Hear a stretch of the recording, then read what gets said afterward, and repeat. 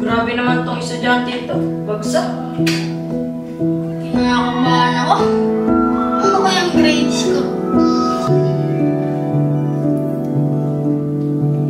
Oh, nandiyan ka na pala. Bagsak ka.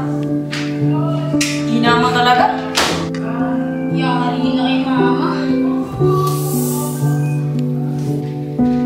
Oh, ang galing mo naman! Yes. Nakakatuwa ka. Sige na, pwede ka na kumakyat. Ha? Yung grades ko. Sana matuwa sa grades ko, ma. Ano ba ito? Wala na ba ito ikakaganda? Wala ka talagang maabot sa buhay.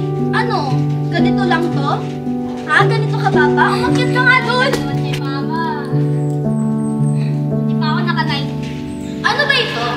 Wala na ba ito ikakaganda? Wala ka talagang maabot sa buhay. Ano? Ganito lang to? Pa, malay mo, na-appreciate yung mga grades mo. Samantalang sa akin, lagi ako walang kwento sa paningin nila.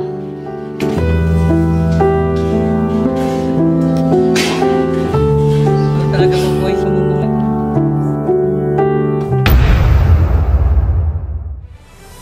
Balitang-balita sa Radyong Sira, di umano lumipad ang aming team dito sa Muntinlupa at merong isang binatilyo na di umano ay nagpakamatay. Kaya inanyayahan ko ang kanyang guro natin ito. Sir, hindi ka po dito. Ano pong nangyari sa biktima? Tumalon po yung estudyante ko. Sobrang bait po ng matataas. Sa tingin nyo, sir, ano po kaya yung naging dahilan ng kanyang pagtalon sa building? Siguro po binuli po siya ng mga estudyante.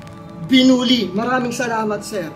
At ayan, nakikita natin kung ano yung nagiging consequences ng bullying dito sa Muntinlupa. Maraming back to you. Maraming salamat.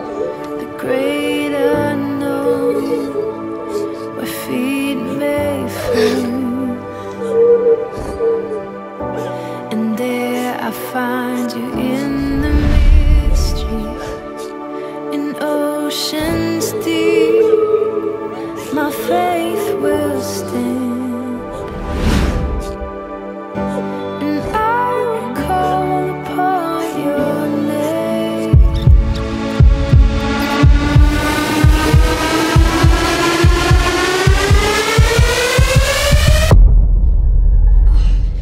Teka lang. Parang bumalik ata. Lord! Ito na ba yung second chance?